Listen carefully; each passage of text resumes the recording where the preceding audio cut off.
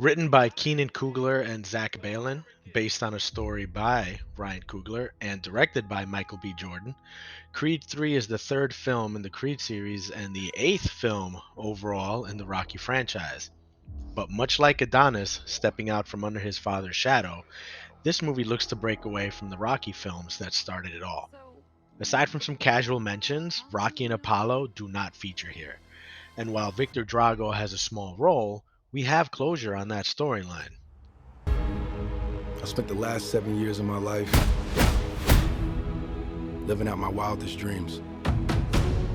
Bianca, Rocky, my dad. This was built on their shoulders.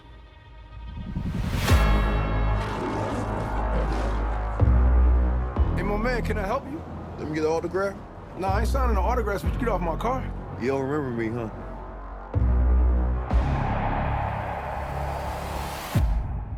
Damien. How long were you locked up? Life is good 10 years, bro. until a figure from his past threatens everything Adonis has achieved. And immediately we have a major departure from the Rocky movies, where we know very little about Rocky Balboa before the age of 30. Adonis's upbringing is a major part of his character and central to the drama. He was like, brother. And it takes shape in the form of childhood friend and challenger Damian Anderson, played by Jonathan Majors. Their tale, though, is a sad and tragic one, and despite efforts to put an optimistic spin on the movie, it's ultimately kind of depressing. The fascinating thing, though, is that Damian, although a frightening antagonist, isn't a monster like your Clubber Langs or Ivan Dragos. He has his own tragic history that you can't help but sympathize with. Now, this isn't a knock on Carl Weathers. I love him and I think he's a talented actor, but my goodness, Jonathan Majors is just on another level. It's like the filmmakers decided to cast the most talented actor they could find, and then they fed him 8,000 calories a day. And the movie is just so much better for it. He practically steals every scene he is in. Jordan, on the other hand, is pulling double duty as protagonist and director. And he's fine as Adonis, but you can tell his focus is on making the fight sequences as interesting as possible. Not an easy task.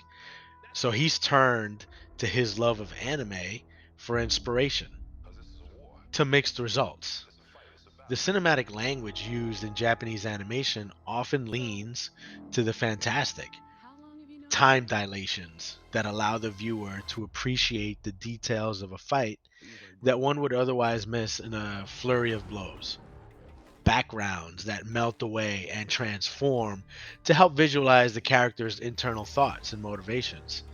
It's as unique and daring as anything done in the entire series, but it clashes with the rest of the film.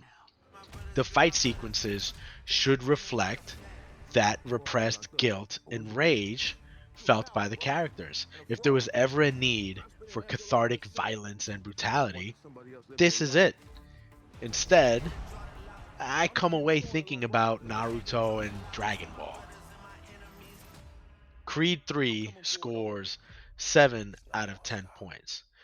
Jonathan Majors' fantastic performance highlights this otherwise fitting close to Adonis Creed saga.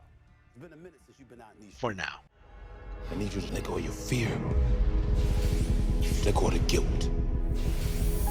Let go of whatever was and walk into what is. I feel those chains are breaking, yeah. I fear God, I don't fear death.